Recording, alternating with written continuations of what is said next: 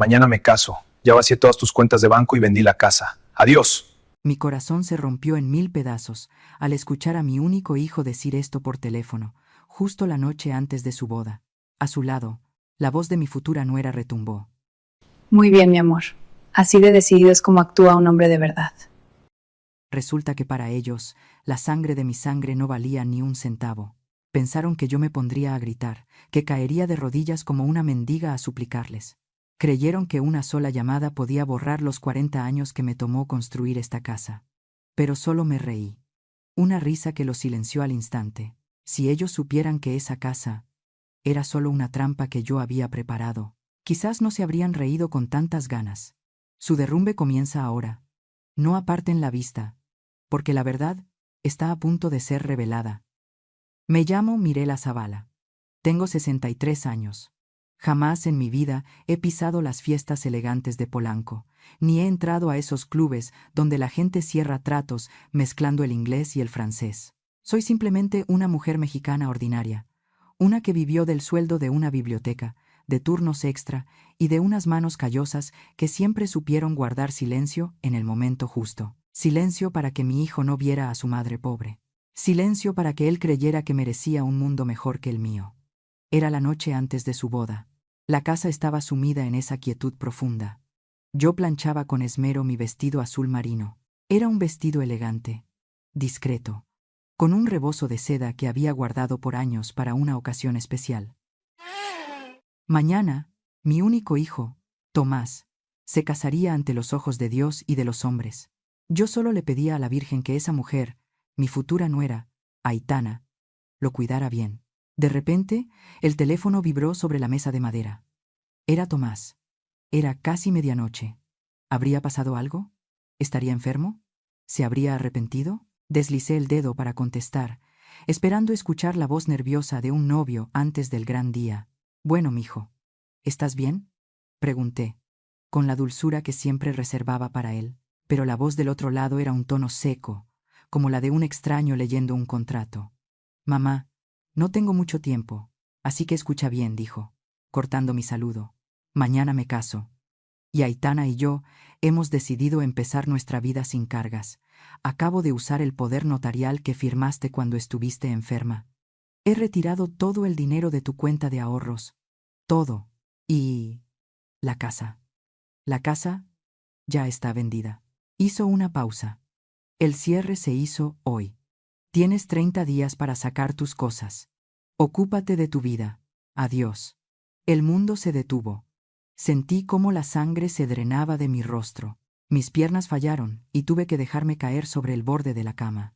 ¿Qué estás diciendo, Tomás?, susurré, con la garganta anudada por el pánico. Esos son mis ahorros de toda la vida. Esa casa es el trabajo de 40 años. No hubo titubeos. No hubo ni una pizca de remordimiento. Solo silencio. Y entonces, escuché la voz de una mujer al fondo. Era Aitana, la que mañana sería oficialmente la esposa de mi hijo. Jamás lo olvidaré. Su voz burlona, siseando como una serpiente. Muy bien, mi amor. Así de decidido hay que ser. Un hombre de verdad sabe cortar las cargas. Habían tocado mi límite final. Para ellos, yo no era una madre. No era la mujer que se quitó el pan de la boca para que él estudiara. Era solo un estorbo. Una cuenta bancaria con piernas que ya no servía para nada. Y esa noche, me habían traicionado así. Seguramente, en ese momento, ellos esperaban que yo gritara, que suplicara, que llorara rogándoles que no me hicieran esto. Creyeron que 40 años de esfuerzo y todos mis ahorros podían ser destruidos fácilmente con una sola llamada. Pero entonces, algo extraño sucedió dentro de mí. El dolor duró solo unos segundos. Una claridad repentina, extraña y fría, se apoderó de mí. Mis ojos miraron por la ventana, hacia la oscuridad de la noche, y luego a la casa que ellos creían haber vendido. Y me empecé a reír. Una carcajada seca. Me reí porque ellos creían tener el control. Me reí por su ignorancia tan atrevida. Al otro lado de la línea, el silencio se hizo pesado. No esperaban esto. «¿Mamá? ¿Estás loca? ¿De qué te ríes?», preguntó Tomás, y por primera vez su voz de hombre duro tembló. Se notaba el miedo. el miedo de quien no entiende qué está pasando. Me sequé una lágrima que había escapado, no de tristeza, sino de pura ironía. «Ay, Tomás», dije finalmente, con una voz tan tranquila que hasta yo misma me sorprendí. «No estoy loca, hijo mío. Estoy lúcida, más lúcida que nunca. Disfruta tu boda mañana. Disfruta el champán y los aplausos». Colgué sin esperar respuesta. Miré la pantalla negra del teléfono. Luego miré la foto de mi hijo en la pared. El Tomás que yo amaba había muerto esta noche. Me levanté, caminé hacia el espejo y me miré. Vi a una mujer de 63 años, con arrugas y canas, pero con la mirada de una leona que acaba de despertar. Mañana iré a esa boda, no a celebrar. Iré a ver cómo se derrumba el castillo de naipes que construyeron sobre mis espaldas. La noche es larga, pero el amanecer traerá justicia. Y la justicia de una madre traicionada es algo a lo que deberían tenerle pánico. Me quedé sentada en la orilla de la cama, con el teléfono todavía en la mano, aunque la pantalla se había apagado hacía rato. La oscuridad de la habitación se sentía pesada, densa, pero no tanto como el nudo que tenía en la garganta. No había lágrimas.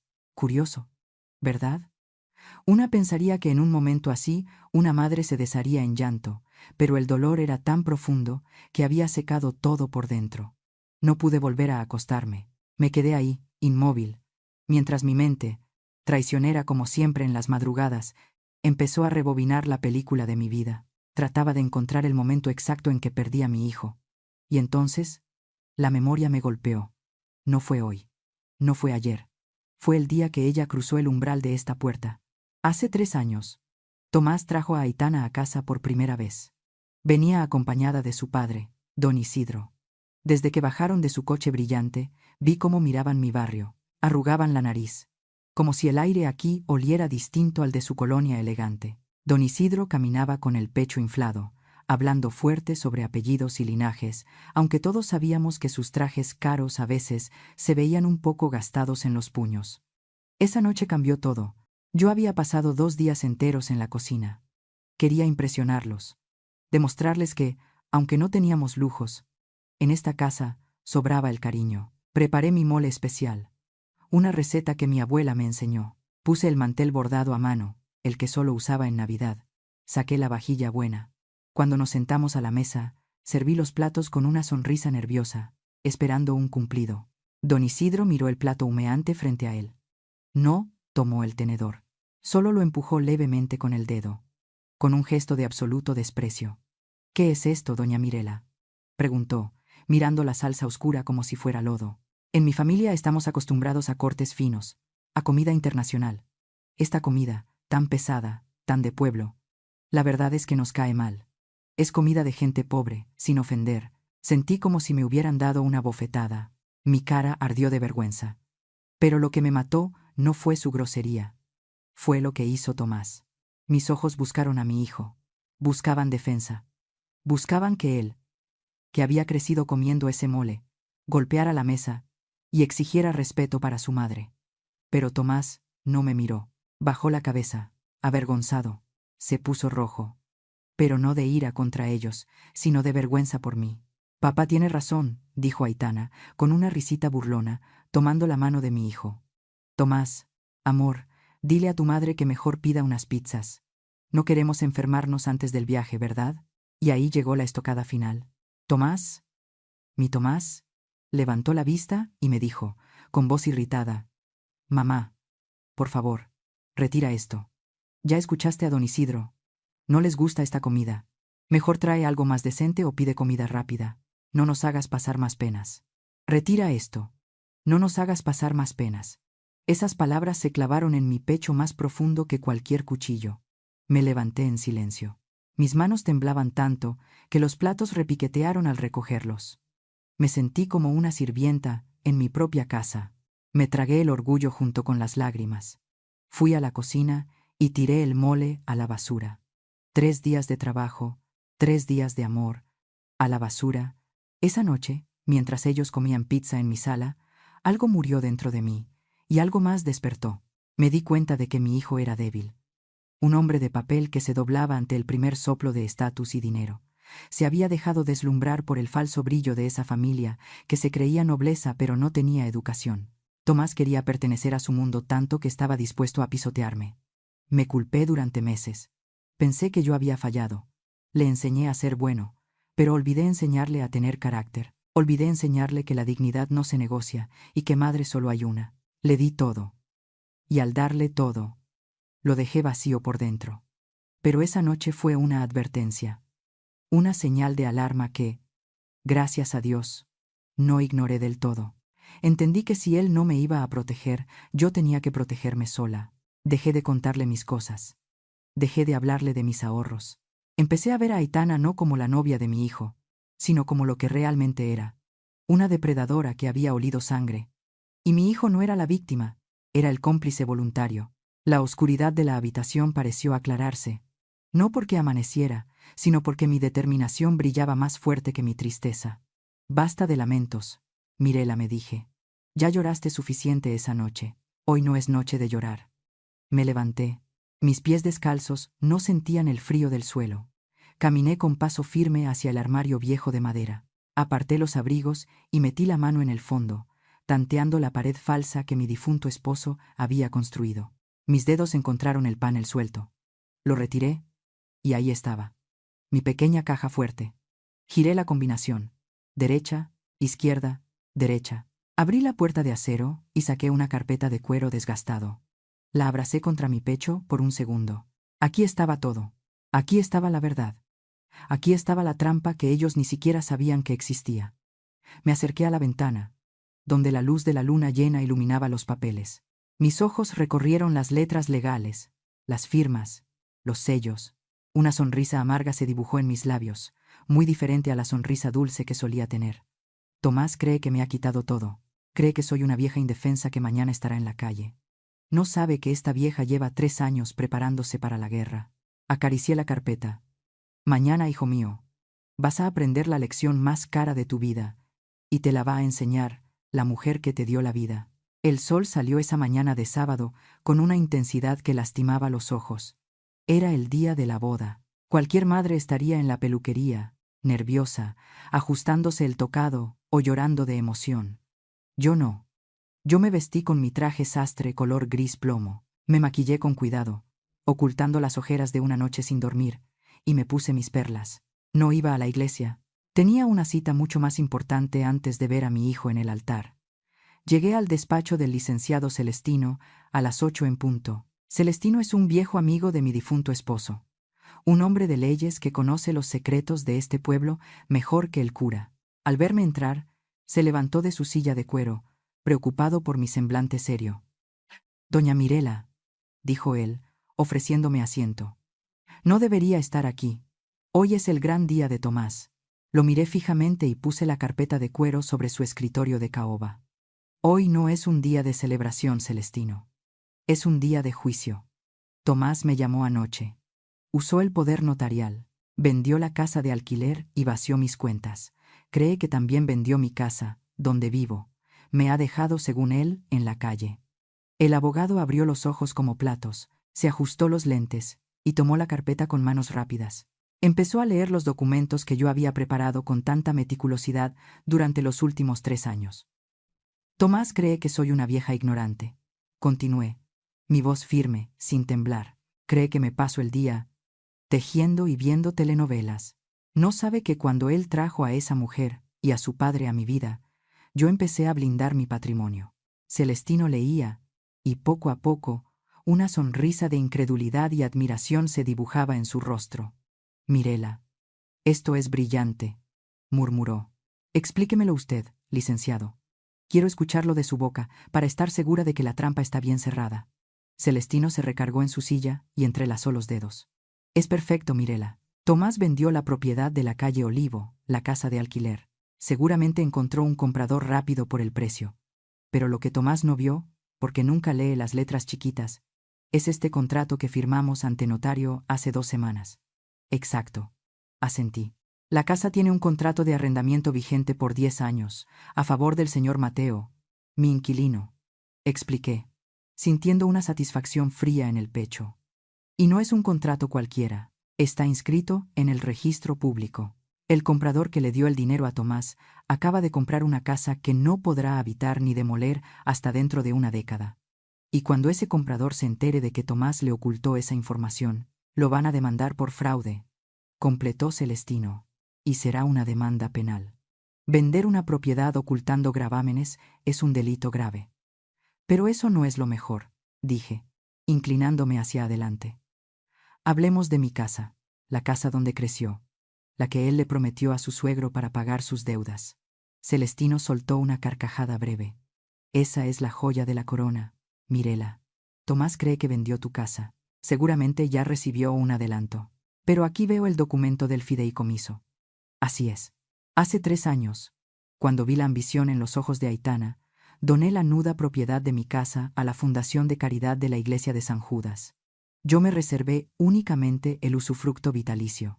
Explíquele a la gente qué significa eso, por favor, pedí, sabiendo que necesitaba reafirmarlo para mí misma. Significa que usted tiene derecho a vivir en esa casa hasta el último día de su vida. Nadie la puede echar. Pero usted ya no es la dueña de los ladrillos. La dueña es la Iglesia. Por lo tanto, el poder notarial que Tomás robó no sirve para vender esa casa, porque esa casa ya no es suya para vender. Me recargué en el respaldo de la silla y suspiré. El aire salió de mis pulmones llevándose parte de la angustia. Entonces, resumí. Mi hijo ha vendido una casa que no se puede usar y ha cobrado por otra casa que no le pertenece. Exactamente, doña Mirela. En términos legales, su hijo se ha metido en la boca del lobo. En el momento en que los compradores intenten tomar posesión y se den cuenta de la realidad, Tomás no solo tendrá que devolver el dinero que ya se gastó en la boda, sino que enfrentará cargos criminales por estafa, falsedad de declaraciones y fraude inmobiliario. El silencio llenó la oficina. Miré por la ventana hacia la calle, donde la gente caminaba tranquila, ajena a la tormenta que estaba por desatarse. Pobrecito, dijo Celestino con suavidad. No sabe que su vida de hombre libre termina hoy. No, Celestino. No es pobrecito. Él eligió esto. Tuvo 3 años para demostrarme que me quería. 3 años para defenderme de las humillaciones de su novia. Y anoche, cuando me llamó para decirme que me dejaba en la calle, él firmó su sentencia. Yo solo puse el papel. Él puso la firma. Me levanté y alicé mi falda. Me sentía poderosa. Ya no era la víctima. Era la dueña del tablero de ajedrez. Vámonos, licenciado. Tenemos una boda a la que asistir. Quiero verle la cara a mi hijo cuando se dé cuenta de que su herencia no es más que humo y cenizas. Tomé mi bolso. Por primera vez en mucho tiempo, caminé con la cabeza alta. Mi hijo había subestimado a la mujer que le enseñó a caminar. Y hoy le voy a enseñar a caer. He tenido que usar la lección más dolorosa del mundo para enseñar a mi propio hijo lo que es el respeto. Me duele en el alma, pero la herida de la traición sangra más que la del castigo. ¿Hay alguien ahí afuera escuchándome? ¿Alguien que haya sentido el frío de la ingratitud de un hijo o una hija? ¿Alguien a quien su propia sangre le haya dado la espalda por dinero o por complacer a una pareja? Si estás ahí y sientes mi dolor, por favor, ayúdame dejando un comentario o un corazón. Necesito saber que no estoy sola en esta guerra. Necesito saber que hay más madres y padres valientes dispuestos a protegerse antes de que sea demasiado tarde. Cuando el taxi dobló la esquina de mi calle, sentí un alivio momentáneo al ver mi casa todavía en pie. Pero ese alivio duró poco. Jacinta, mi vecina de toda la vida y mi comadre del alma, estaba parada en la banqueta. Tenía los brazos cruzados y esa mirada de águila que pone cuando sabe algo que el resto del mundo ignora. Apenas me vio bajar del coche, me hizo una seña urgente con la mano. No era un saludo, era una advertencia. Me apresuré a cruzar la calle. Jacinta me tomó del brazo con fuerza y me jaló hacia el interior de su casa, cerrando la puerta con doble llave detrás de nosotras. Su cocina olía a café de olla y a chismes frescos, pero su cara estaba pálida. Siéntate, Mirela, me ordenó, empujándome suavemente hacia una silla de madera. Tienes que saber lo que pasó ayer mientras andabas en el mercado comprando tus cosas para la boda. Sentí un nudo en el estómago. Jacinta nunca exagera. Si ella está asustada, yo debería estar aterrorizada. Ayer por la tarde vi el coche de Tomás estacionarse frente a tu puerta. Empezó a contar ella, bajando la voz como si las paredes oyeran. Pero no venía solo. Venía con la novia, esa tal Aitana, y con el papá de ella, ese señor que siempre anda de traje aunque haga un calor de los 1000 demonios. ¿Y qué hicieron?, pregunté, aunque en el fondo ya lo sabía. Entraron, Mirela, y no tocaron el timbre. Traían llaves. Tus llaves. La sangre me hirvió.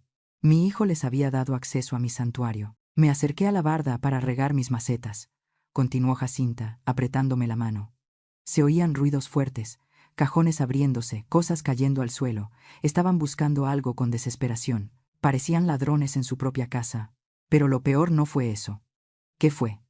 Escuché al padre. A don Isidro. Salió al patio a fumar, y estaba hablando por teléfono. Estaba gritando, Mirela. Decía que lo tenían amenazado.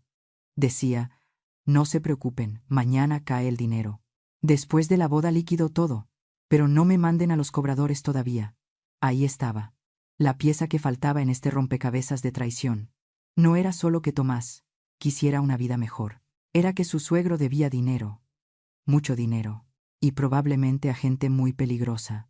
Mi hijo no me estaba robando solo por avaricia, me estaba vendiendo para salvar el pellejo de un viejo vicioso. Tenemos que estar seguras, dije, poniéndome de pie. Mi mente trabajaba a 1000 por hora. Necesito verlos. Vamos con Mateo, sugirió Jacinta. Tu inquilino es un genio con esas cosas de las computadoras. Él revisó las cámaras que puso el mes pasado. Cruzamos el patio trasero hacia la casita de huéspedes donde vive Mateo. Es un muchacho bueno, ingeniero, que siempre me ha tratado con más respeto que mi propia sangre. Al vernos, nos abrió la puerta y nos sentó frente a su monitor sin decir una palabra. Ya sabía a qué veníamos. Doña Mirela, prepárese, advirtió Mateo con voz grave. Lo que va a ver no le va a gustar. Mateo tecleó algo y la pantalla cobró vida. El video tenía fecha de ayer. Vi a Aitana entrar a mi recámara como si fuera la dueña. La vi tirar mi ropa al suelo, patear mis recuerdos, abrir mi joyero y vaciarlo en su bolsa. Vi a don Isidro revisando mis papeles en el escritorio, buscando escrituras, buscando cuentas. Pero lo que me rompió el corazón no fue ver a los extraños robándome, fue ver a Tomás. Mi hijo estaba parado en el marco de la puerta de la sala. No ayudaba a buscar, pero tampoco los detenía. Estaba ahí, con los brazos cruzados, vigilando la entrada. Era el cómplice silencioso. Permitía que esa gente violara la intimidad de la mujer que le dio la vida y le limpió los pañales. Ese muchacho está perdido, murmuró Jacinta con asco. Pero Mateo no había terminado. Hay algo más, doña Mirela. Me tomé la libertad de revisar grabaciones antiguas. Quería encontrar desde cuándo tienen las llaves. Y encontré esto. La fecha en la pantalla cambió. Retrocedió 6 meses. Era la semana que estuve internada en el hospital por aquella neumonía que casi me mata. Recuerdo esa noche. Tenía fiebre de 40 grados y deliraba. Tomás me había dicho que no podía quedarse conmigo en el hospital, porque tenía que doblar turno en la fábrica para pagar mis medicinas. Yo lloré de gratitud por tener un hijo tan trabajador. Pero el video mostraba otra verdad. Eran las 2 de la mañana. Tomás entró a la casa. No venía de trabajar. Iba directo a mi bolso, que yo había dejado olvidado en el perchero. Sacó mi tarjeta de débito. Salió de la casa y caminó hacia el cajero automático de la esquina. Regresó 20 minutos después, contando un fajo de billetes. Se los metió al bolsillo y se fue a dormir a su cuarto. Sentí que me faltaba el aire. Esa noche, mientras yo luchaba por respirar en una cama de hospital, mi hijo no trabajaba por mí. Me estaba robando. Cada billete que sacó era una puñalada. Su supuesta preocupación, su cansancio, todo era una mentira. Había estado financiando sus caprichos con mi enfermedad. Doña Mirela, ¿está bien?, preguntó Mateo, preocupado. Sí, respondí. Mi voz sonó extraña, fría como el hielo. Estoy mejor que nunca. Porque ahora ya no tengo dudas. La lástima se me acabó, Mateo. Se me acabó justo ahora. En ese momento, mi celular vibró en mi bolsa. Lo saqué lentamente. Un mensaje nuevo de Tomás. Mamá, más te vale que no se te ocurra aparecerte en la iglesia. No te queremos ahí haciendo tus dramas. Ya no tienes casa ni dinero, así que mejor vete buscando un albergue. Desaparece de mi vista y déjanos ser felices. Leí el mensaje en voz alta. Jacinta se tapó la boca horrorizada. Mateo apretó los puños. Me miraron, esperando que me derrumbara, esperando ver a la madre sufrida llorar por su hijo perdido. Pero yo levanté la cabeza. Mis ojos estaban secos, mis manos firmes. Escribí mi respuesta, saboreando cada letra. Hijo, ahí estaré. No me perdería tu boda por nada del mundo. Y no te preocupes, llevo conmigo el regalo más grande que jamás recibirás en tu vida. Nos vemos en el altar. Guardé el teléfono y miré a mis aliados. Vámonos, dije. Tenemos una boda que atender, y creo que al novio le espera una sorpresa inolvidable. Regresé al despacho del licenciado Celestino con el estómago revuelto, no por los nervios, sino por el asco. Jacinta y Mateo se habían quedado en el barrio vigilando. Pero yo necesitaba confirmar la última pieza del rompecabezas legal antes de presentarme en esa iglesia. Celestino me esperaba con una carpeta azul sobre su escritorio. Su cara lo decía todo. No había buenas noticias, o mejor dicho, había noticias que confirmaban lo peor de la condición humana. Siéntese, doña Mirela, me dijo, empujando la carpeta hacia mí. Tenía usted razón, su intuición no falló.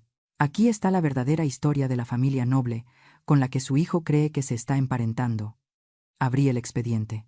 La primera hoja era un informe financiero sobre don Isidro, el hombre que me había mirado con desprecio por servir mole en mi propia mesa, el hombre que presumía de apellidos compuestos y fincas en el extranjero.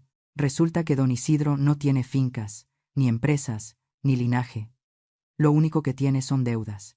Leí los números y sentí un mareo. Este señor, que siempre vestía trajes italianos y fumaba puros importados, era un adicto al juego, un ludópata perdido.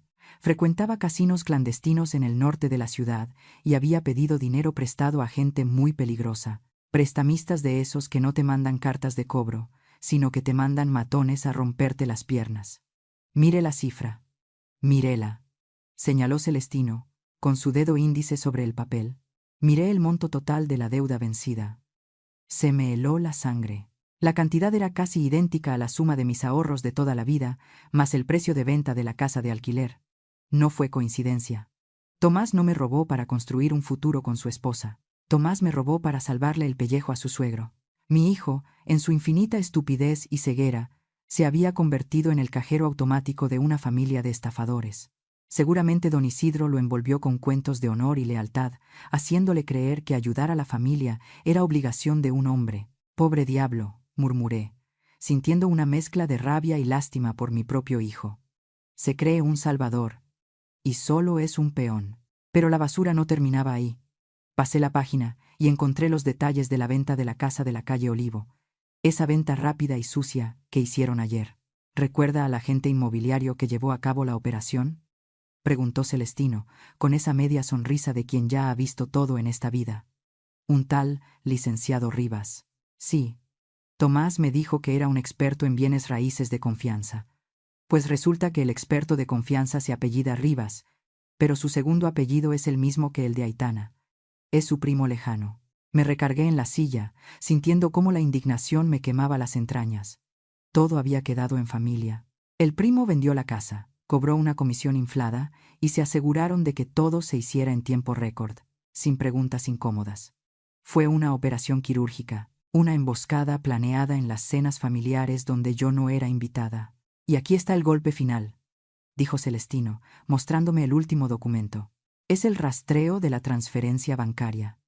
Yo esperaba ver que el dinero había ido a una cuenta mancomunada de los novios. Pensé que, al menos, mi hijo tendría acceso a lo que me había robado. Pero no. El dinero de la venta no entró a la cuenta de Tomás. Entró directamente a una cuenta a nombre de don Isidro y Tomás. Una cuenta donde se requiere la firma de ambos para retirar, pero curiosamente, el dinero salió 2 horas después hacia una cuenta en las Islas Caimán, conocida por ser usada para pagar deudas de juego de alto nivel. Tomás ya no tiene el dinero, Mirela. Ni siquiera él lo tiene. Se lo entregó en bandeja de plata al viejo para que pagara sus vicios. Su hijo se ha quedado sin madre, sin casa, y ahora, sin el dinero que robó. Lo han exprimido como a una naranja y tirarán la cáscara en cuanto no les sirva. Cerré la carpeta con suavidad. Mis manos ya no temblaban. La imagen de don Isidro, con su actitud arrogante y sus aires de grandeza, se me hizo grotesca. No era un aristócrata. Era un parásito. Un parásito que había usado a su hija como cebo para atrapar a un tonto útil. Mi hijo. Y Aitana. Ella lo sabía todo. Ella fue la que presionó. Ella fue la que le susurró al oído a Tomás que yo era una egoísta por no soltar el dinero. Ella sabía que su padre estaba con la soga al cuello, y no le importó sacrificarme a mí para salvarlo. Son una manada de lobos, dije, poniéndome de pie, pero se equivocaron de presa. Pensaron que yo era una oveja vieja y cansada. No saben que esta oveja tiene colmillos. Celestino me miró con respeto. ¿Está lista para ir a la iglesia, doña Mirela? Más que lista. Licenciado. Vamos a desenmascarar a la realeza. Quiero ver la cara de don Isidro cuando se entere de que el dinero con el que pensaba pagar sus deudas es producto de un fraude que lo va a llevar directo a la cárcel junto con su yerno. Tomé mi bolso. Ya no sentía dolor. Ya no sentía dolor. Lo que sentía era la claridad absoluta de quien tiene la verdad de su lado. Mi hijo había elegido a su nueva familia.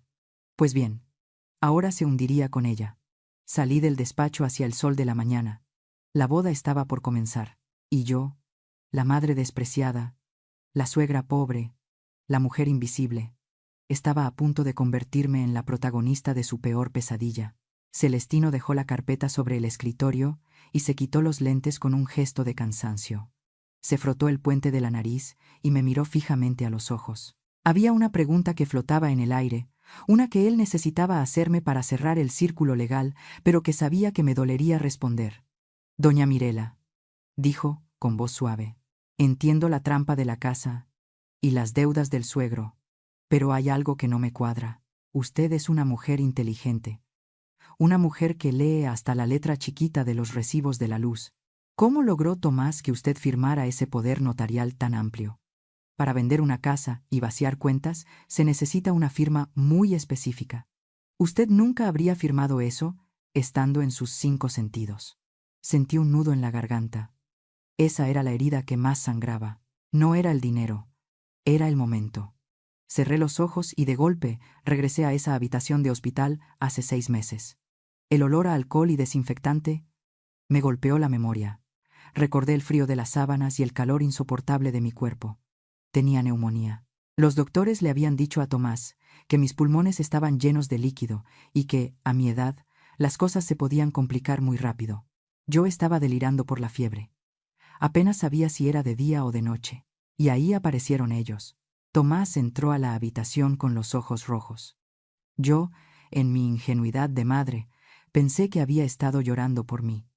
Pensé que estaba asustado de perderme. Aitana venía detrás de él, con esa cara de niña buena que sabe poner cuando le conviene, sosteniendo una carpeta beige contra su pecho. «Mamá, despierta», me susurró Tomás, tomándome la mano sudorosa. «Tienes que ayudarnos. El hospital dice que el seguro no cubre este tratamiento especial que necesitas. Dicen que si no pagamos o no arreglamos el papeleo del seguro nuevo, te van a trasladar a una clínica pública. Y tú sabes cómo están las clínicas públicas, mamá. Te vas a morir ahí». Yo intenté hablar, pero la tos me dobló. El miedo me paralizó. No quería morir. Y confiaba en él. Era mi hijo. Él me estaba cuidando. «Aquí están los formularios del seguro», intervino Aitana, acercándome la carpeta y una pluma. «Solo firma aquí, y aquí, y acá. Es para autorizar el cambio de póliza. Hazlo por Tomás, Mirela. Él está muy angustiado». Mis manos temblaban tanto que apenas podía sostener el bolígrafo. Veía borroso. Firmé donde Tomás puso su dedo. Una firma, otra firma, y otra más. Entre las hojas del seguro médico, esas que tenían logotipos azules y letras grandes, habían deslizado una hoja. Una hoja simple. Parecía parte del trámite. Yo estaba demasiado débil para leer, demasiado enferma para dudar. Firmé esa hoja en blanco con la confianza ciega de quien pone su vida en manos de su sangre. Abrí los ojos en el despacho de Celestino y sentí como una lágrima solitaria rodaba por mi mejilla. «Se aprovecharon de que me estaba muriendo, Celestino», dije con la voz rota. «No fueron al hospital a cuidarme. Fueron a asegurarse de tener el control de todo por si yo sobrevivía. O quizás para vender todo rápido antes de que yo me enfriara en la tumba. Esa hoja que firmé Esa fue la sentencia. Después ellos llenaron el texto a su gusto y consiguieron un notario corrupto que lo validara. Celestino asintió. Pero entonces sus ojos brillaron con una astucia repentina. Tomó el documento falso, el poder notarial que habíamos recuperado, y lo puso bajo la luz de la lámpara. Mirela, acérquese. Quiero que vea esto. Me incliné sobre el papel. Mire la fecha del sello del notario, señaló él. Dice 15 de octubre. ¿Y eso qué importa?, pregunté, sin entender. Importa mucho. Celestino sacó su calendario de bolsillo y buscó el mes de octubre del año pasado. Mire aquí. El 15 de octubre cayó en domingo. Me quedé helada. Los notarios públicos no trabajan los domingos, continuó él, con una sonrisa triunfal. Y mucho menos van a hospitales en domingo, a menos que sea una emergencia de vida o muerte registrada en actas, cosa que aquí no existe. Este documento dice que usted compareció ante el notario en su oficina un domingo. Eso es imposible. ¿Qué significa eso? Significa que el notario ni siquiera estaba ahí. Tomás o Aitana llevaron el documento firmado días después y pagaron un soborno para que le pusieran el sello con una fecha anterior, para que coincidiera con su tiempo en el hospital. Pero se equivocaron de día, fueron descuidados. Celestino cerró la carpeta con un golpe seco de su mano. Esto es jaque mate, doña Mirela. Este documento es nulo de pleno derecho. Y no solo es nulo, es la prueba física de un delito de falsificación de documentos y corrupción. Con esto, no solo recuperamos la casa, con esto, aseguramos que el juez no tenga ni una pizca de piedad. Me sequé la cara con el pañuelo que Celestino me ofreció. La tristeza se fue evaporando, dejando paso a una furia limpia y brillante. Usaron mi enfermedad. Usaron mi miedo a la muerte para robarme. Y ahora, un error de calendario los va a destruir. Dios escribe derecho con renglones torcidos, ¿verdad, licenciado? Así es, Mirela. Y ahora creo que se nos hace tarde. Me levanté. Fui hacia el pequeño espejo que Celestino tenía en la pared. Me arreglé el cabello. Me alisé el saco. La mujer que me miraba desde el reflejo ya no era la anciana enferma y vulnerable de aquel hospital. Era una guerrera. Tomé mi bolso. Sentí el peso de mi teléfono, donde guardaba los mensajes crueles de mi hijo. Vámonos, dije. Ya es hora de la ceremonia. Salimos a la calle. El sol brillaba alto. Las campanas de la iglesia empezaban a repicar a lo lejos, llamando a los fieles, llamando a los novios. No voy a ir a esa boda a desearles felicidad. No voy a tirar arroz ni a aplaudir cuando se besen. Voy a ir a pararme frente a Dios y frente a los hombres para decir la verdad. Mi hijo quería una boda inolvidable. Pues bien, se la voy a dar. Será un día que nunca, jamás, podrá borrar de su memoria. La justicia viene en camino, Tomás, y lleva puesto el vestido de tu madre. El salón del club campestre desbordaba un lujo obsceno. Había arreglos gigantescos de flores blancas importadas, candelabros de cristal que colgaban del techo como lágrimas congeladas y meseros de guante blanco sirviendo champaña francesa. Todo aquello estaba pagado con mi sangre. Todo estaba financiado con los ahorros de 40 años que ellos me habían arrebatado sin piedad. Entré por la puerta principal con la cabeza alta. Nadie me detuvo. Quizás porque mi vestido gris plomo y mi mirada de acero imponían más respeto que cualquier guardia de seguridad. O quizás porque, en el fondo, todos sabían que la madre del novio tenía derecho a estar ahí, aunque no fuera bienvenida. Caminé entre las mesas. El murmullo de la gente se fue apagando a mi paso. Me sentía como Moisés abriendo el mar rojo. Mis ojos estaban fijos en la mesa principal. Ahí estaban ellos. Tomás reía con la boca abierta, con la corbata ya un poco desajustada, ebrio de poder y de alcohol. A su lado, Aitana brillaba con sus joyas, esas que probablemente compraron con el dinero que sacaron de mi cajero automático mientras yo agonizaba. Y de pie, con una copa de cristal cortado en la mano, don Isidro pedía silencio a los 300 invitados. Familia, amigos, socios, decía el viejo con su voz impostada, quiero proponer un brindis por mi yerno, Tomás, un hombre generoso que hoy no solo une su vida a la de mi hija, sino que ha invertido en el futuro de nuestra familia, comprando una magnífica propiedad en el centro. Salud por el proveedor. Los aplausos estallaron. Tomás se puso de pie, inflando el pecho como un pavo real. Iba a hablar, iba a agradecer, pero yo no le di tiempo. Subí los 3 escalones del escenario, con una agilidad que no sentía hacía años. Me acerqué al micrófono que estaba en el atril. El DJ, confundido, bajó la música. El silencio cayó sobre el salón como una losa de plomo. Tomás se quedó pálido. Don Isidro frunció el ceño, molesto. Aitana soltó un grito ahogado.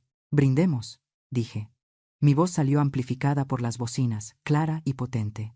«Brindemos por la generosidad de mi hijo. Pero antes, aclaremos de dónde viene esa generosidad». «Mamá, bájate de ahí», siseó Tomás, acercándose con los dientes apretados. «Estás haciendo el ridículo. Vete o llamo a seguridad». «No, Tomás, tú llamaste a la desgracia anoche. Yo solo vine a abrirle la puerta». Saqué de mi bolso la carpeta azul. La levanté para que todos la vieran. «Señores invitados», continué, mirando directamente a los socios de don Isidro. «Mi hijo les ha dicho que vendió mi casa para comprar esa nueva propiedad, de la que tanto presumen. Pero hay un pequeño detalle legal que se les olvidó revisar». Abrí la carpeta y saqué el documento con el sello oficial. «Esta es la escritura de mi casa. Y aquí, en esta cláusula que mi hijo nunca leyó, dice que la propiedad tiene un usufructo vitalicio a mi favor. Eso significa, en español simple, que yo soy la dueña del uso de esa casa hasta que me muera. La casa que Tomás les vendió a sus inversionistas y la casa que don Isidro prometió como garantía, no existe. Es humo. Es un fraude». Un murmullo de horror recorrió el salón. Los socios de don Isidro se pusieron de pie, mirándose entre ellos. «Tomás vendió algo que no era suyo», sentencié.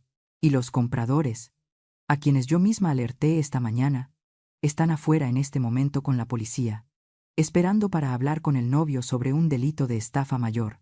«¡Cállate, vieja loca!», gritó Tomás, perdiendo completamente los estribos. Su cara estaba roja de furia. Se abalanzó hacia mí, pero se detuvo al ver las miradas de la gente. «Eres una envidiosa. Eso es lo que eres. No soportas verme triunfar, no soportas que yo tenga dinero y tú no. Siempre fuimos unos muertos de hambre por tu culpa. Nunca me diste nada. Mírate. Eres una pobre bibliotecaria que nunca me pudo dar la vida que yo merecía». Sus palabras resonaron en el salón. Me acusaba de ser pobre. Me acusaba de no haberle dado suficiente. Sentí una calma helada. Dejé la carpeta sobre la mesa de los novios. «¿Que nunca te di nada?», pregunté en un susurro que se escuchó hasta el último rincón. «¿Que tu educación en colegios privados salió del aire?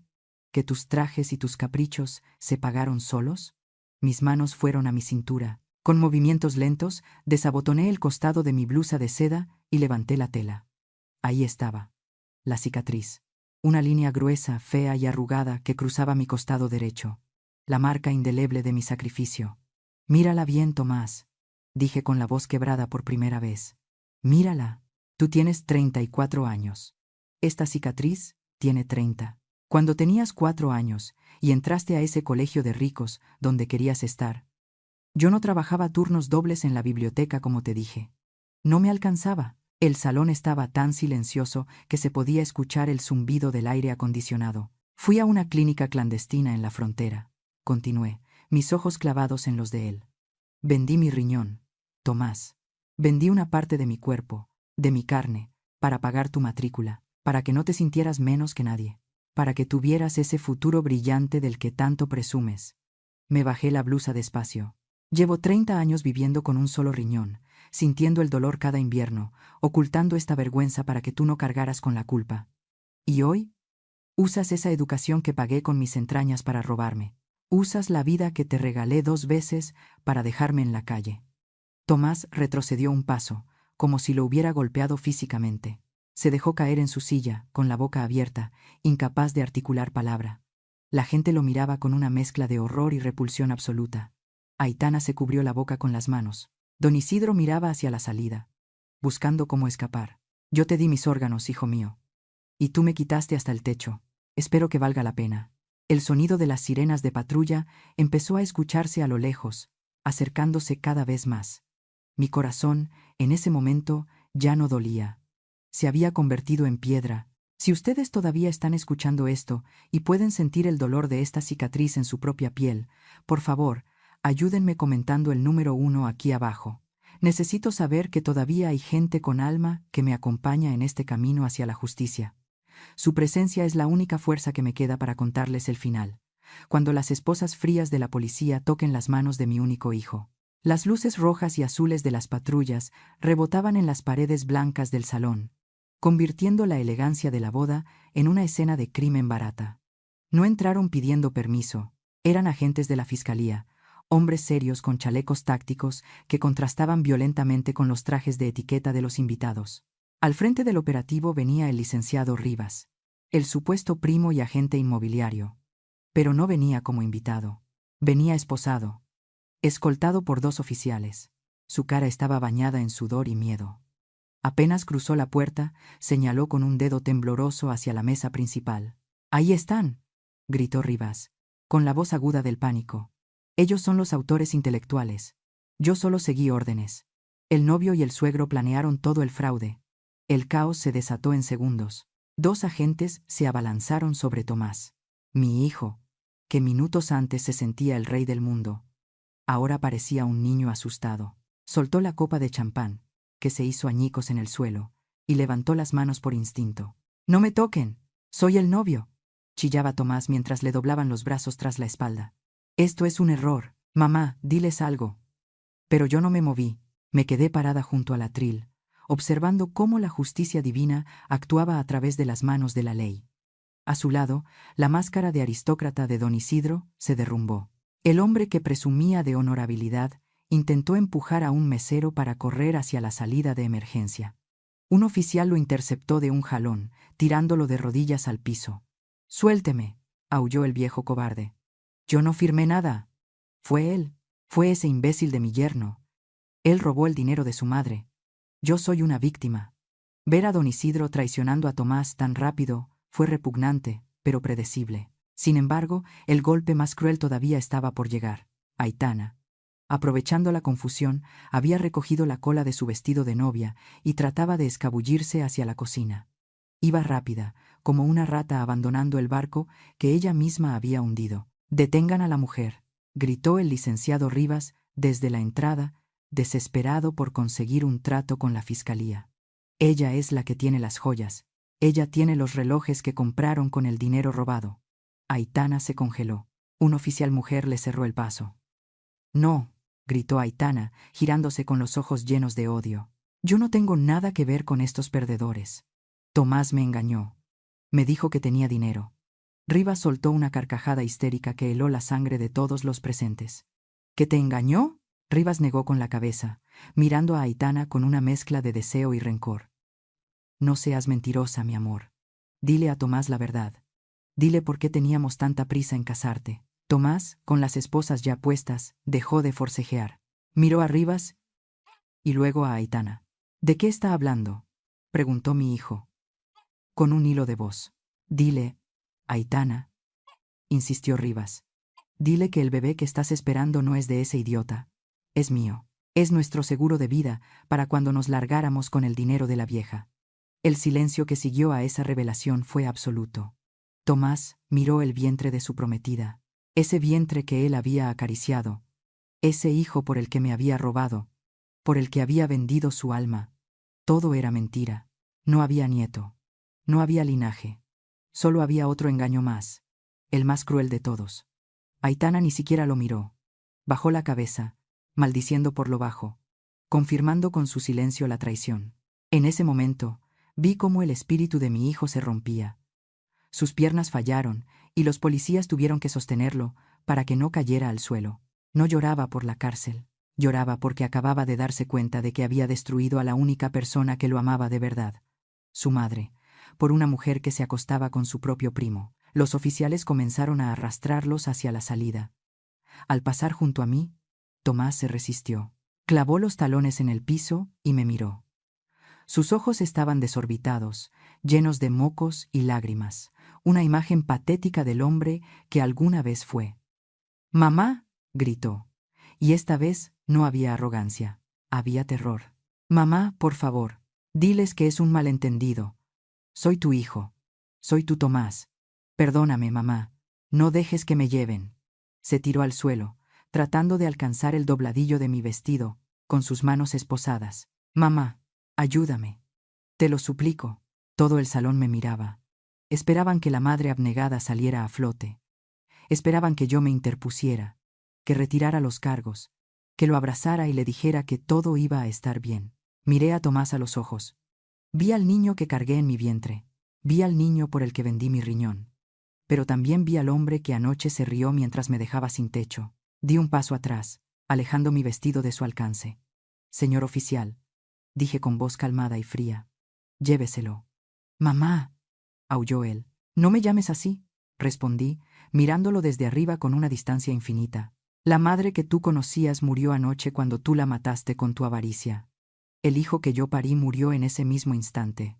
Tú no eres mi hijo, tú eres solo un delincuente llamado Tomás Zavala. Y los delincuentes tienen que pagar. Hice un gesto a los policías para que continuaran. Sáquenlo de mi vista. Los agentes lo levantaron en peso. Los gritos de Tomás se fueron alejando por el pasillo, mezclándose con los insultos de don Isidro y los llantos fingidos de Aitana. Me quedé sola en medio del salón vacío de honor. Los invitados murmuraban. Algunos me miraban con miedo, otros con respeto. Alicé mi falda. Me toqué el costado, ahí donde estaba mi cicatriz. Dolía, sí, pero era un dolor limpio. El dolor de la cirugía necesaria para extirpar un cáncer que me estaba matando. Respiré profundo. El aire nunca había sentido tan ligero. La tormenta había pasado, y aunque mi casa estaba vacía de familia, estaba llena de dignidad. Y eso, nadie me lo podía quitar. Pasaron 3 semanas desde el escándalo en la boda, 3 semanas en las que mi casa, antes llena de recuerdos cálidos, se convirtió en un mausoleo de silencio. El único sonido que rompía la quietud era el teléfono. Sonaba a todas horas, mañana, tarde y noche. Y cada timbrazo era como un taladro en mi sien. Eran llamadas del penal. Al principio no contestaba. Me quedaba mirando el aparato, temblando, con el corazón galopando en el pecho. Jacinta venía a hacerme compañía. Me preparaba té de tila y me quitaba el teléfono de las manos. No contestes, Mirela, me decía ella con firmeza. No dejes que te envenene la cabeza. Él tiene que aprender, pero soy su madre. Y el instinto materno es una cadena difícil de romper, incluso cuando el hijo te ha golpeado con ella. En el barrio, las cosas también cambiaron. La gente habla. Siempre hablan. Algunos vecinos me saludan con más respeto que antes, admirando que no me dejara pisotear. Pero otros, sobre todo las señoras más viejas y tradicionales, me miran con horror. Escucho sus susurros cuando paso por el mercado. Dicen que soy una madre desalmada. Dicen que tengo el corazón de piedra por meter a mi único hijo a la cárcel. Dicen que una madre debe perdonar todo, incluso que le quiten el pan de la boca. Esas palabras duelen. Duelen porque una parte de mí, esa parte débil y sentimental, se pregunta si tienen razón. ¿Soy un monstruo por querer justicia? ¿Debería haberle dado el dinero y quedarme en la calle con tal de verlo libre? Las noches eran lo peor. Me despertaba sudando, imaginando a Tomás con frío, con hambre, rodeado de criminales de verdad. La culpa me carcomía. Finalmente, decidí ir a verlo. Necesitaba mirarlo a los ojos. Necesitaba encontrar un rastro de arrepentimiento, una señal de que mi hijo todavía existía debajo de esa capa de avaricia. Si veía humildad, tal vez, solo tal vez, consideraría hablar con el licenciado Celestino para buscar una reducción de pena. Llegué al reclusorio un martes de visita. El lugar olía a lejía barata, sudor y desesperanza. Pasé los filtros de seguridad sintiéndome pequeña y frágil. Cuando llegué a la zona de locutorios, me senté frente al vidrio grueso y esperé. Cuando trajeron a Tomás, casi no lo reconocí. Había perdido peso. Tenía ojeras profundas y la barba crecida.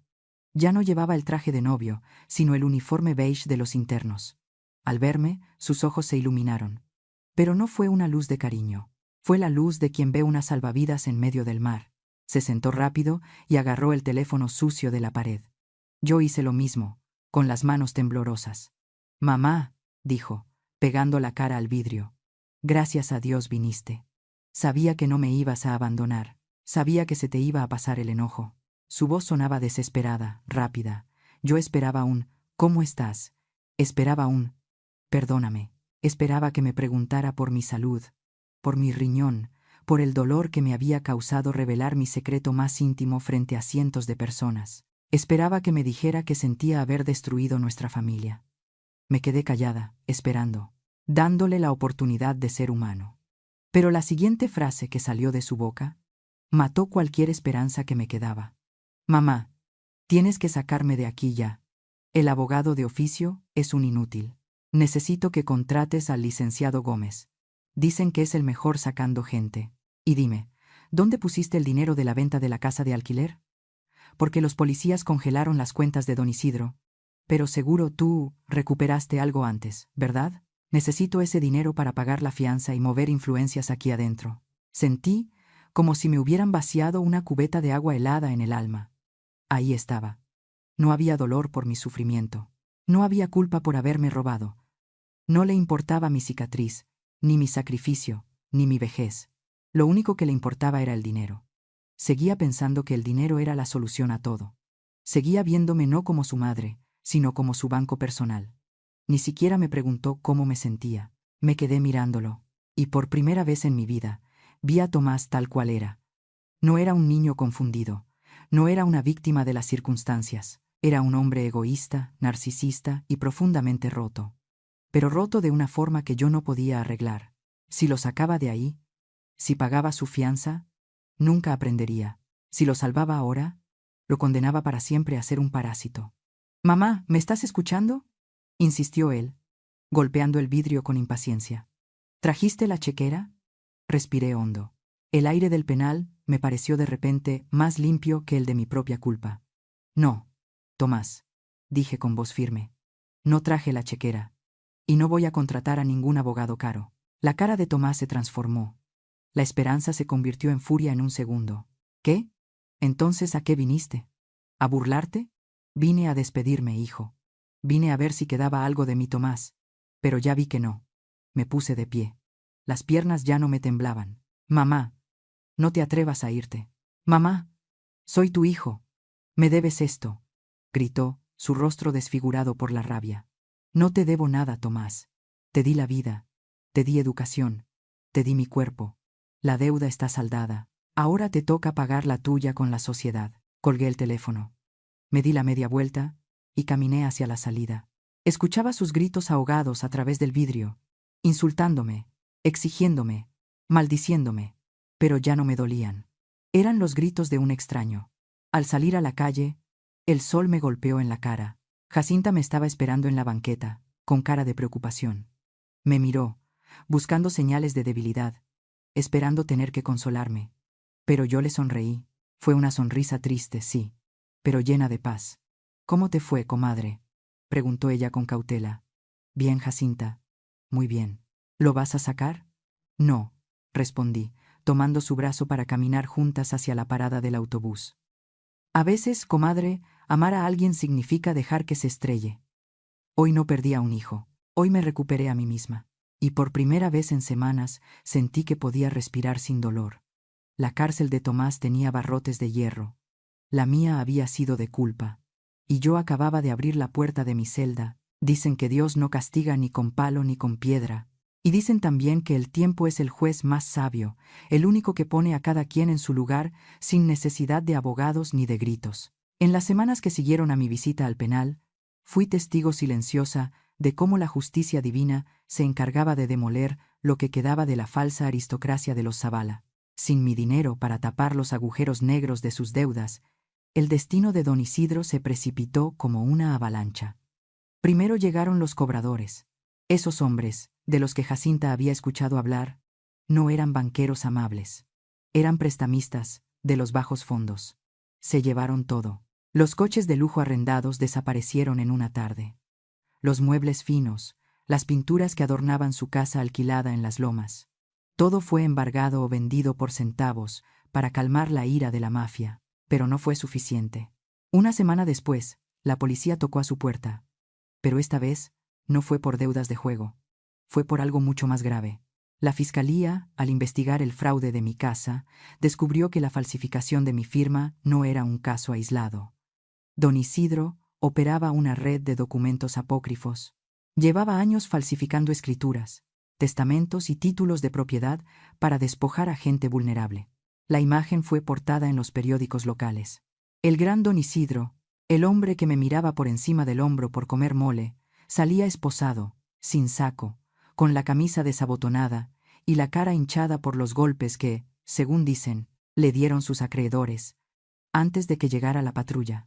Terminó en el mismo reclusorio que mi hijo, pero en un módulo diferente. El destino tiene un sentido del humor muy negro. Y luego estaba Aitana, la princesa destronada, la mujer que había planeado casarse de blanco con el dinero de mi jubilación. Su caída fue menos espectacular, pero quizás más dolorosa por ser tan solitaria. El licenciado Rivas, su primo y amante, el verdadero padre de la criatura que ella esperaba, no esperó a ver el desenlace. Apenas olió el peligro legal y vio que no había dinero que repartir, huyó hacia la frontera norte. La abandonó. La dejó sola con un embarazo avanzado, con demandas civiles encima y con la vergüenza pública de haber sido expuesta en su propia boda. Sus amigas de la alta sociedad, esas que se reían de mis zapatos viejos, le dieron la espalda. Nadie quiere salir en la foto con una estafadora. Sus padres perdieron la casa. Aitana se quedó sin techo, sin marido, sin amante y sin dinero. Me enteré de su paradero de la forma más casual posible. Fue un domingo por la mañana. Decidí ir a desayunar a una fonda sencilla cerca del mercado, un lugar al que no iba hacía años porque a Tomás le parecía de mal gusto. Me senté en una mesa del rincón y pedí unos chilaquiles. «Señora, aquí tiene su café», dijo una voz cansada a mis espaldas. Me giré para agradecer y me quedé helada. Ahí estaba ella, Aitana. Pero no era la mujer altiva y maquillada que yo conocía. Llevaba un uniforme de mesera 2 tallas más grande que su cuerpo, manchado de salsa roja. Tenía el cabello recogido en una cola de caballo mal hecha, sin brillo. Sus manos, antes perfectamente manicuradas, estaban rojas y resecas de lavar platos. Y su vientre. Su vientre abultado rozaba el borde de la mesa. Nuestros ojos se encontraron. El tiempo se detuvo en esa fonda ruidosa. Vi cómo el color desaparecía de su rostro. Sus labios temblaron. Bajó la mirada al suelo, avergonzada, incapaz de sostenerme la vista. Esperaba el insulto. Esperaba que yo me levantara y le gritara a todos los comensales quién era ella. Esperaba que me burlara de su desgracia, que le dijera: «Mira dónde terminaste, reina». Podría haberlo hecho. Tenía 1000 palabras de odio guardadas en la garganta. Podría haberle recordado cómo tiró mi ropa al suelo, cómo me llamó vieja inútil. Pero al verla ahí, con los pies hinchados y los ojos llenos de miedo, no sentí rabia. Sentí una profunda indiferencia. Ya no era mi enemiga. Era solo una pobre mujer cosechando lo que había sembrado con tanta diligencia. No dije nada. Absolutamente nada. Tomé mi taza de café con calma. Bebí un sorbo. Ella seguía ahí, paralizada, esperando el golpe. «Gracias, señorita», dije simplemente. Aitana levantó la vista, confundida. Sus ojos se llenaron de lágrimas, pero no se atrevió a hablar. Se dio la media vuelta y corrió hacia la cocina. Terminé mi desayuno en paz. Al pedir la cuenta, dejé sobre la mesa un billete grande. Una propina generosa. Mucho más de lo que costaba el desayuno. No lo hice por caridad. Lo hice para demostrarle que, a diferencia de ella y de su familia, yo no necesitaba robar para ser generosa, y que mi dignidad estaba intacta. Salí del lugar sin mirar atrás. Dicen que la venganza es un plato que se sirve frío. Yo creo que no. Yo creo que la mejor venganza no es hacer daño, sino seguir adelante y dejar que la vida misma se encargue de pasar la factura. Y ese día, en esa fonda barata, la vida le había cobrado a Aitana con intereses. El silencio con el que me despedí de ella fue el grito más fuerte que pude haber dado. Fue el sonido de mi victoria final. El día de la audiencia final amaneció gris, como si el cielo mismo entendiera que no había nada que celebrar. La sala del tribunal estaba fría.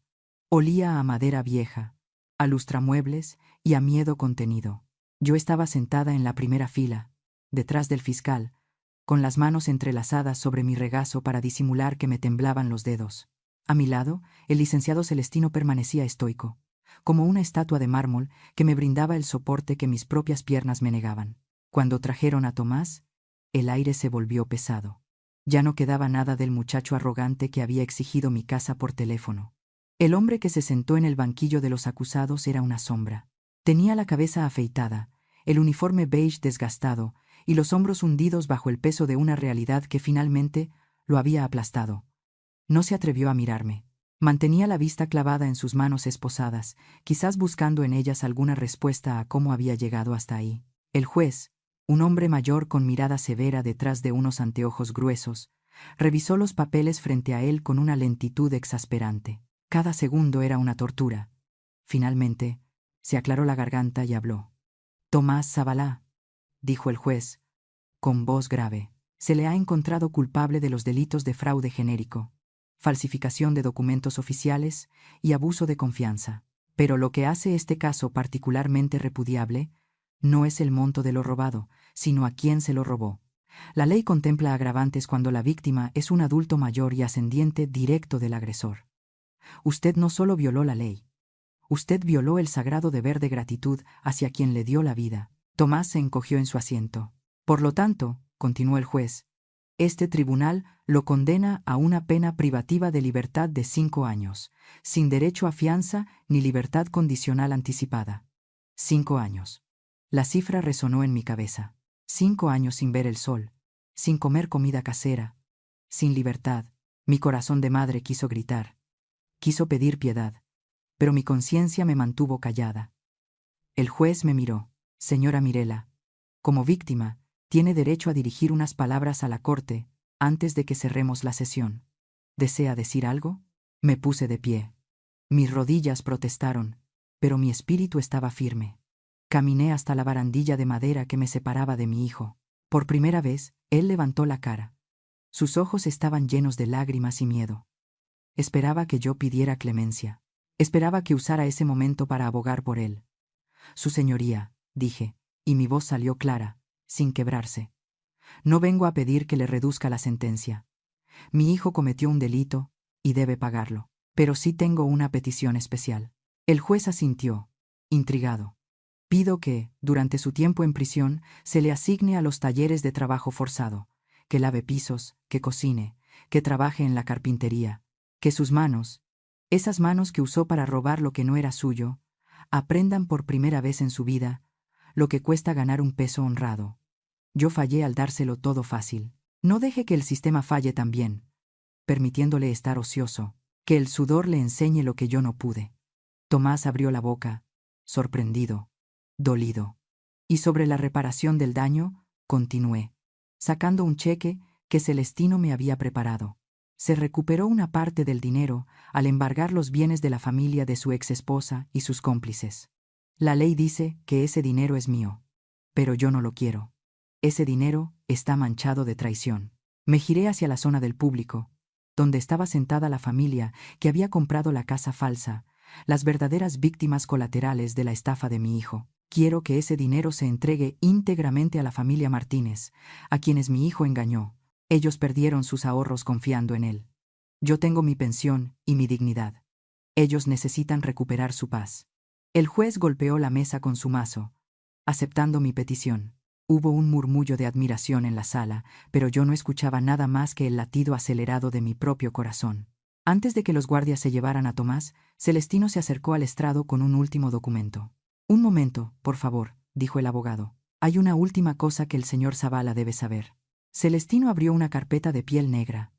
Tomás, leyó Celestino, mirando a mi hijo. Tu madre ha redactado un nuevo testamento el día de ayer. En él se revoca cualquier derecho hereditario que pudieras tener. La casa familiar, los ahorros restantes y cualquier bien futuro han sido legados en su totalidad a la Fundación de Niños con Insuficiencia Renal. Tomás palideció. Incluso cuando salgas de prisión, aclaró Celestino, no tendrás nada, ni casa, ni herencia, ni apellido que te respalde. Empiezas de cero, absolutamente de cero. Fue entonces cuando sucedió. Los guardias tomaron a Tomás de los brazos para llevárselo. Él no forcejeó esta vez. No gritó insultos. Se giró hacia mí y vi cómo se rompía. No era el llanto del niño berrinchudo que quiere un juguete. No era el llanto del delincuente atrapado. Era el llanto profundo, desgarrador, de un hombre que se da cuenta de que acaba de perder lo único que realmente importaba. Mamá, susurró. Y en esa palabra había un dolor infinito. Me sostuvo la mirada. Vi arrepentimiento. Vi la comprensión tardía de su error. Pero ya era tarde para arreglar el pasado. Adiós, Tomás, dije suavemente. Me di la media vuelta. Le di la espalda. Sentí sus ojos clavados en mi nuca mientras caminaba hacia la salida. Escuché sus sollozos ahogados, mezclándose con el ruido de las cadenas en sus pies. Cada paso que daba, alejándome de él, era como arrancarme un pedazo de piel. Pero seguí caminando. No miré atrás. Salí del tribunal hacia la luz de la tarde. El aire estaba fresco.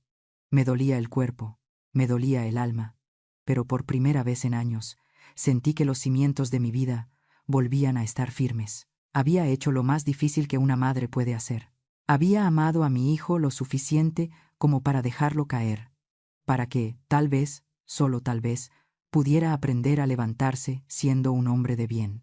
La justicia se había servido, pero la victoria tenía un sabor agridulce, como el café cargado que se toma en los velorios. Había enterrado al hijo que creí tener, para dar paso a la mujer que siempre debí ser. Ha pasado exactamente un año desde que las sirenas de las patrullas se llevaron a mi hijo y rompieron mi corazón en 1000 pedazos. Si alguien me hubiera dicho hace 12 meses que hoy estaría sentada aquí, en mi jardín, viendo florecer las bugambilias con una sonrisa en los labios, le habría dicho que estaba loco. Pero la vida, en su infinita sabiduría, tiene formas extrañas de acomodar las cosas. Mi casa en la calle Olivo ya no es un mausoleo de silencios tristes.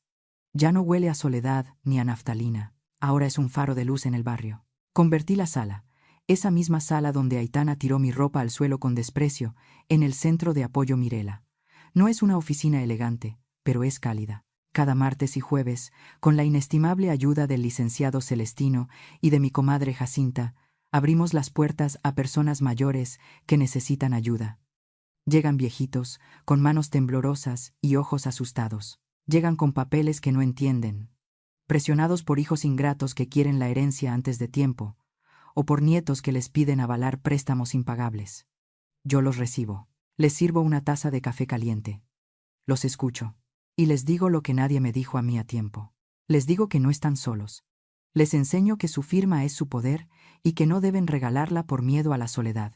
Cada vez que logramos detener un fraude, cada vez que veo a una abuela salir de aquí con la cabeza alta, siento que mi propia herida sana un poco más. Pero no todo es trabajo. A mis 64 años, descubrí que la vida no se acabó con la traición de Tomás. Al contrario, apenas empezó. El mes pasado hice algo que no hacía en 40 años. Cerré la casa, tomé una maleta pequeña y me fui a ver el mar. Fui a Chiapas. Navegué por el cañón del Sumidero y sentí el viento en la cara. Me compré un vestido de flores brillantes, muy distinto a mi ropa gris de siempre. Me comí un helado frente a la playa sin sentir culpa, sin pensar en que debía guardar ese dinero para el futuro de Tomás. Entendí que mi futuro es hoy. Hablando de Tomás, fui a verlo una última vez al penal la semana pasada. El cambio es notable. Ya no queda rastro del muchacho soberbio que se creía dueño del mundo. El trabajo en los talleres de carpintería lo ha transformado. Sus manos, antes suaves y cuidadas, ahora tienen callos y cicatrices. Ha bajado de peso, pero se ve más fuerte, más real. Nos sentamos frente a frente. No había vidrio esta vez, solo una mesa de metal atornillada al piso. Me miró a los ojos y por primera vez en mi vida vi a mi hijo de vuelta. No había cálculo en su mirada, solo tristeza y resignación. «Perdóname, mamá», me dijo con la voz ronca. Y supe que era verdad. No me pidió dinero, no me pidió abogados, solo pidió perdón. Yo le tomé las manos, esas manos rasposas de carpintero, y le dije que mi corazón de madre lo había perdonado hacía mucho. El rencor es un veneno que uno se toma esperando que el otro se muera, y yo ya escupí ese veneno. Sin embargo, cuando me preguntó tímidamente si podía ayudarlo a tramitar su libertad anticipada, retiré mis manos con suavidad. «No, hijo», le respondí con firmeza. «Hay lecciones que se tienen que cursar completas para que no se olviden. Te perdono como madre, pero como ciudadana y como mujer que se respeta, necesito que termines tu ciclo. Tienes que aprender que los actos tienen consecuencias, que no se borran con un abrazo». Él se quedó callado un largo rato, Asintió y bajó la cabeza. Entendió, por fin, que mi amor ahora es firme, no ciego. Nos despedimos con un beso en la mejilla. Salí de ahí con el alma ligera, sabiendo que lo dejaba en manos de su mejor maestro, el tiempo. Ahora, mientras el sol comienza a meterse y pinta el cielo de naranja y rosa, quiero hablarles a ustedes. A ti, mujer que me escuchas mientras cocinas o descansas. A ti, hijo que cuidas a tus padres. He aprendido lecciones con sangre que quiero regalarles. A las madres, les digo esto. No permitan que el amor se convierta en una venda en los ojos. Amen a sus hijos con toda el alma, sí, pero ámense más a ustedes mismas. No entreguen todo en vida. Mantengan sus cuentas claras, sus propiedades a su nombre y sus límites bien definidos. Esa independencia financiera no es egoísmo ni desconfianza. Es el chaleco antibalas que protegerá su vejez y su dignidad cuando las fuerzas les falten. A los hijos, a los esposos. Escuchen bien. Nunca cambien sus raíces por el brillo falso de una familia política o por las exigencias de una pareja. Tomás cambió a su madre, la que le dio un riñón, por unos suegros que lo veían como una billetera con patas. El equilibrio en el matrimonio es respeto, no sacrificio total. No corten el árbol que les dio sombra y vida solo porque alguien les promete un jardín que no existe. La familia que se construye no debe destruir a la familia de la que se viene. Y sobre todo, cuídense de la avaricia. Es un veneno curioso. Al principio sabe dulce, como la promesa de una vida fácil y lujosa. Pero una vez que te lo tragas, te pudre las entrañas. La avaricia destruyó a mi hijo. Destruyó a Aitana. No dejen que el dinero sea el tercer integrante en su mesa. Hablen de finanzas antes de casarse. Pongan las cartas sobre la mesa. No dejen que el signo de pesos divida lo que el amor unió. El aire de la tarde refresca. Jacinta viene cruzando la calle con pan dulce para merendar. Mi vida es sencilla ahora, pero es mía, completamente mía. Mi cicatriz todavía está ahí, en mi costado derecho, recordándome lo que di y lo que perdí. Pero ya no duele. Ahora es un mapa de mi historia, una medalla de guerra que llevo con orgullo. Soy una superviviente. Me llamo Mirela Zavala. Tengo 64 años. Tengo mi casa. Tengo mi paz. Y tengo la certeza absoluta de que hice lo correcto. Yo elegí vivir para mí. ¿Y tú? ¿Qué harías si esa llamada llegara a tu teléfono esta noche? Aquí tienes el outro redactado en español con un tono cercano y cálido, muy al estilo mexicano, siguiendo la fórmula solicitada. ¿Y ustedes qué opinan? ¿Familia? ¿Qué piensan de la decisión final de doña Mirela? ¿Creen que fue demasiado dura? ¿O que hizo lo único que podía hacer para salvarse? Si estuvieran en sus zapatos, habrían perdonado y pagado la fianza,